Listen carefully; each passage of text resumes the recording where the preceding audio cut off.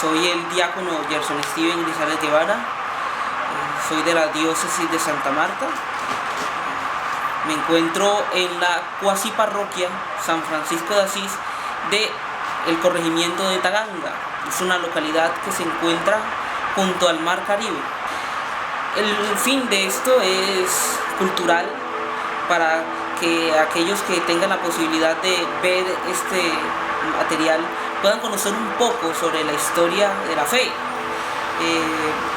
Se nos habla de mucho sobre que la fe, la religión, y entre tanto tema complicado, muchas veces tratamos como de dejar de lado, ¿cierto? Como de no tocar estos temas. Pero es importante que conozcamos la importancia que tiene la fe, la importancia que tiene la iglesia en la cultura occidental. Ustedes podrían pensar, bueno, de pronto será una mirada un poco sesgada porque nos está hablando un religioso, un eclesiástico. Y sí, es cierto, soy religioso, soy eclesiástico, pero trataré de ser lo más objetivo posible para tener una visión general, y aquellos que puedan verlo pues no se sientan identificados y puedan conocer un poco más acerca de la fe y de la religión católica. Como muchos sabrán, el cristianismo inicia en Palestina, ¿no? Con una persona llamada Jesús de Nazaret.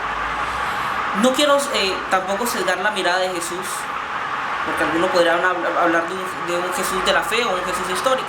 Hablemos del Jesús de los evangelios, aquel del cual tenemos mayores datos, que es ese Jesús de los evangelios que nos narra Mateo, Marcos, Lucas y Juan.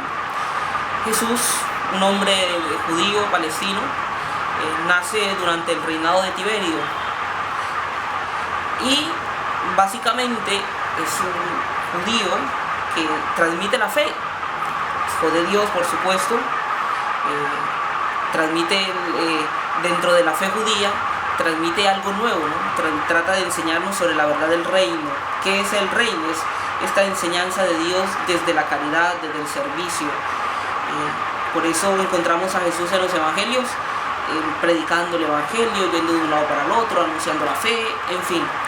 Elige unos discípulos, los instruye, los acompaña, y cuando es crucificado, luego resucita y antes de la ascensión le da un mandato: vayan al mundo entero.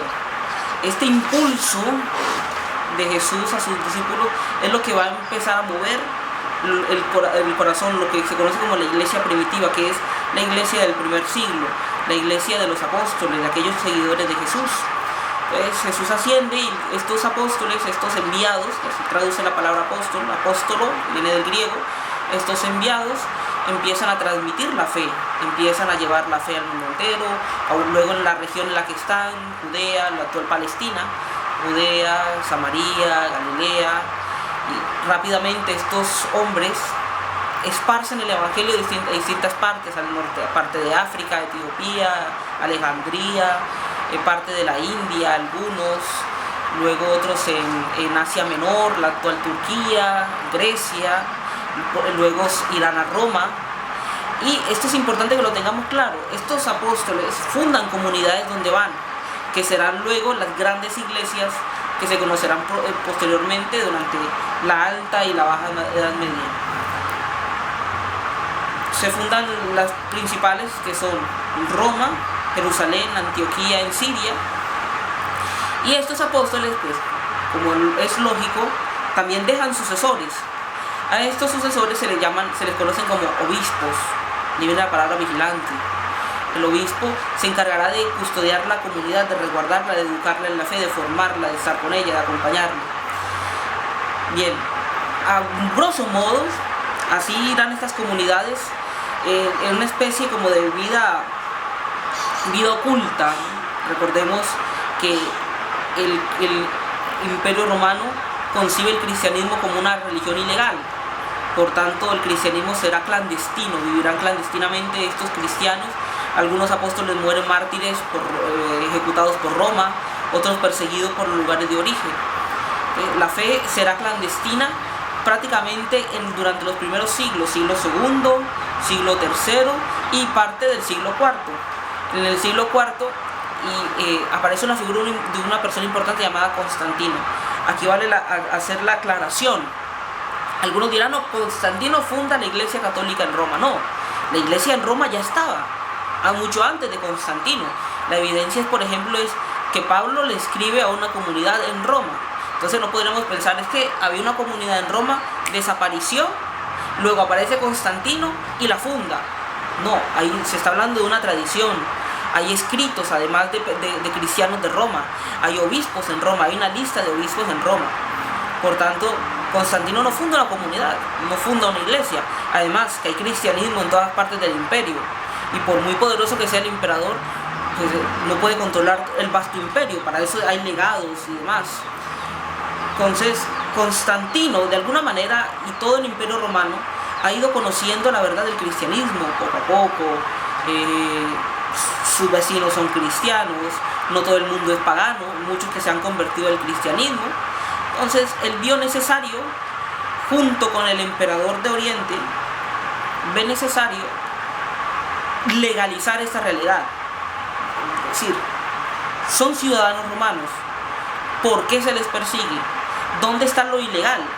Claro, la tradición del culto romano muchas veces era también un culto imperial, es decir, venerar la figura del emperador. Este rechazo del cristianismo a la adoración de un hombre, pues empezó a concebir en la idea de Roma, pues, otra mirada frente al cristianismo, no solamente como de aquellos que están en contra de la enseñanza primordial del imperio. Vale, entonces teniendo pronto un poquito claro esta realidad, Constantino lo que hace en el edicto de Milán del año 313 no es crear una realidad nueva. Recordemos que las leyes no crean realidades nuevas, sino que ordenan las cosas, ¿no? Una ley no crea algo nuevo, una ley se legisla algo para ordenar lo que existe. Entonces, el edicto de Milán lo que hace es tratar un poco de ordenar eso que existe, es decir, ese cristianismo primitivo, ese cristianismo clandestino.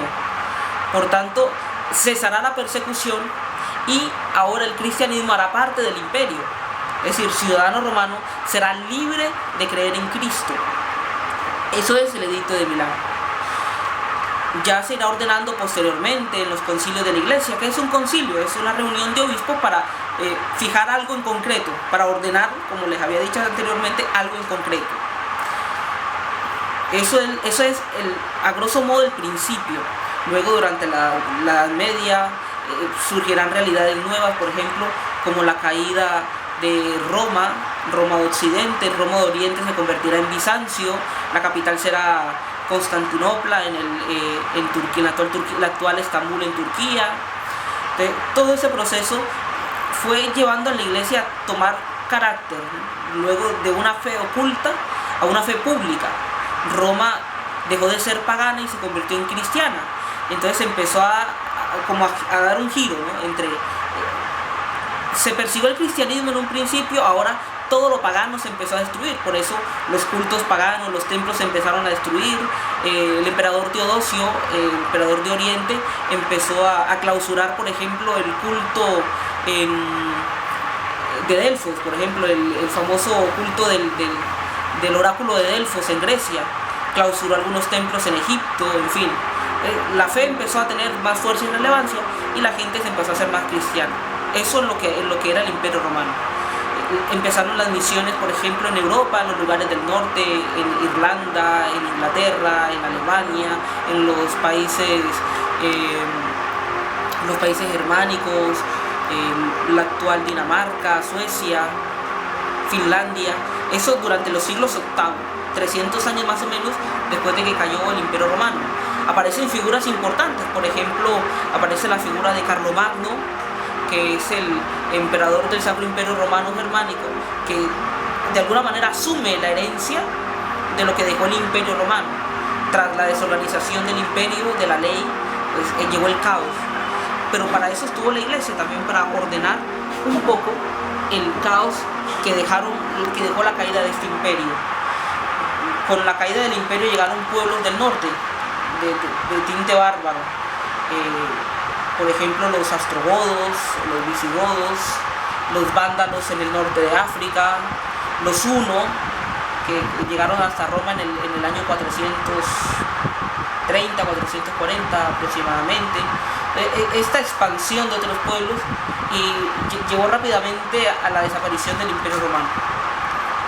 Al ya no estar un imperio, la iglesia aún subsiste. La iglesia está donde está el hombre, donde están las almas. La finalidad de la iglesia es la salvación, lo que Cristo le ha enseñado. Ahora bien, llega un momento clave, que es la Edad Media. Muchos creemos que es la edad, o muchos creen, mejor dicho, que es la edad la edad de los excesos, la edad de la corrupción. Sí, indudablemente hay corrupción, indudablemente hay excesos. A veces se nos olvida que la iglesia está formada por hombres, por mujeres y hombres, y la corrupción hace parte de la misma realidad humana, no porque sea parte de ella, vale aclarar. Aparece corrupción por el mismo mal del hombre, ¿no? que se engendra en el corazón a partir de la libertad.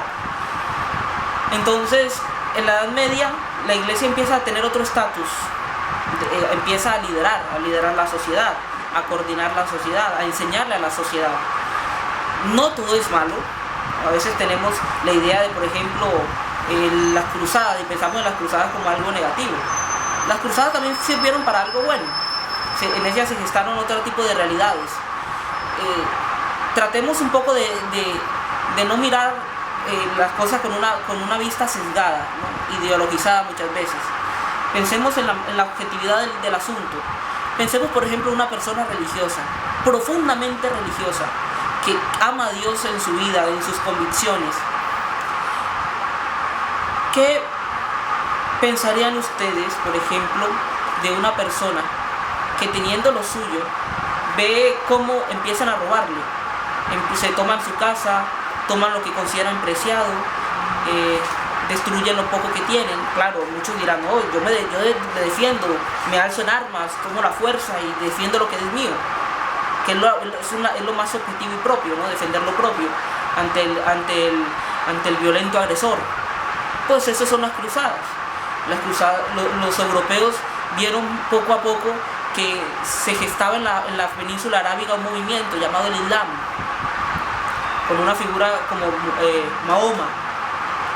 Y Mahoma fue un líder carismático, fue alguien que movió las masas y la inconformidad de la gente y la transformó en la fe musulmana. Y claro, el Islam se expandió de una manera tan vertiginosa que llegó a todas partes. Tomaron Jerusalén.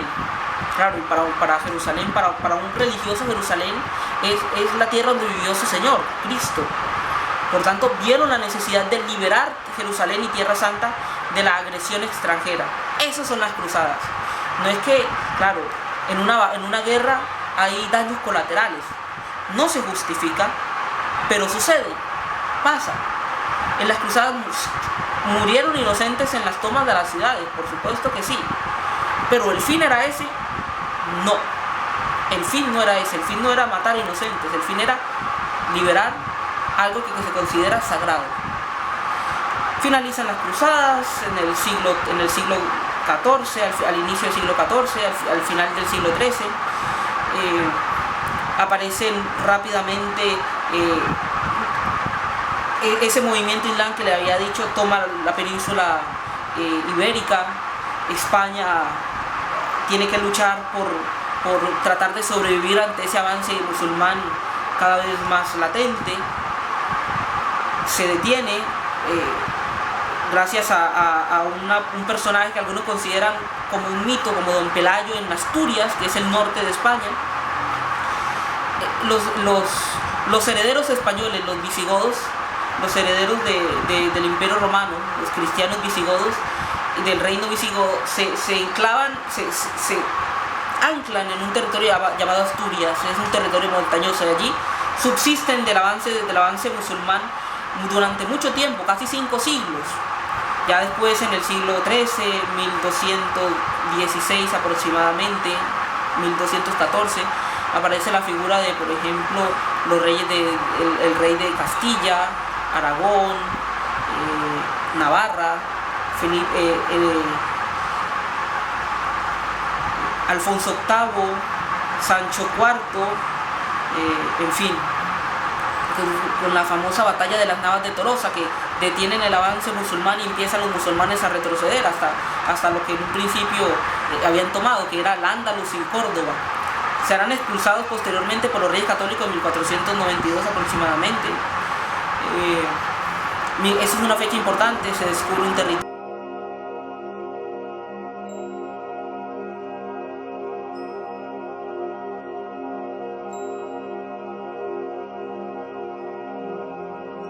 Cae Constantinopla en 1453, los musulmanes se instalan en Turquía, aparece el Imperio Otomano, que será como durante el Renacimiento, que será lo que llaman los italianos el Cinquecento, ¿no?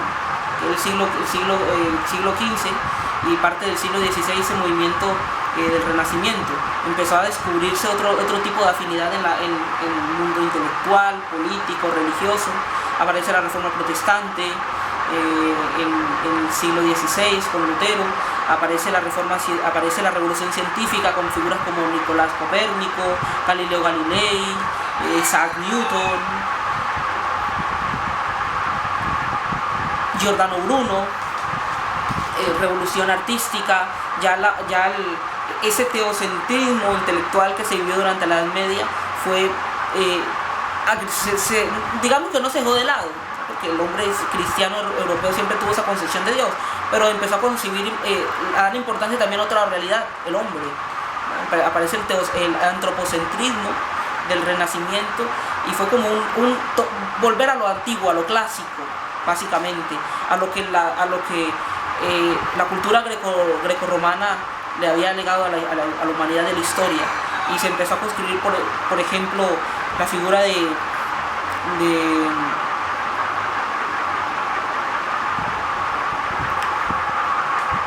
Rafael, de Miguel Ángel, pintando la famosa Capilla Sistina, el mural fresco de la capilla, Leonardo da Vinci con su David. Todas esas expresiones rápidamente dieron un vuelco hacia otra realidad. Reforma religiosa de Lutero, aparece Calvino, Zwinglio, tratar de reformar la iglesia, las revoluciones políticas, Enrique VIII en Inglaterra, se hace con el poder de la iglesia, entonces él se convierte en la cabeza de la iglesia. La influencia también de Maquiavelo, Nicolás de Maquiavelo con su Príncipe, que dice que ahora el poder lo que está el príncipe, no tanto por el cariño y la simpatía, sino por la fuerza que puede ejercer o el modo de persuadir a las masas. Lo cierto es que esto, poco a poco, todas estas realidades que se gestaron, fueron lo que poco a poco fueron transformando la conciencia. Tanto así que, por ejemplo, ese movimiento del Renacimiento se empezó a gestar en lo que se conocería como la Revolución Francesa. De algo tomaron, de algo se tomó. Por ejemplo, se dejó de lado la figura del papado como la cabeza primordial.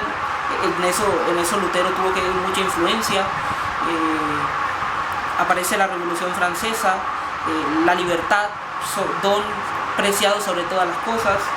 En fin, todo lo que hemos gestado y hemos visto, este largo recorrido, y a la vez de grosso modo, porque es imposible en un video tratar de abarcar más de 2000 años de cultura, es con la intención también de descubrir un poco en la fe, no tanto como con la mirada sesgada que muchas veces los vemos, tal vez ideologizada, con prejuicios, sino de descubrir incluso en ello, en lo que la iglesia nos dejó en la Edad Media. Se me escapó un dato, y es que en ese momento oscuro de la caída del Imperio Romano, la iglesia se levanta como un faro.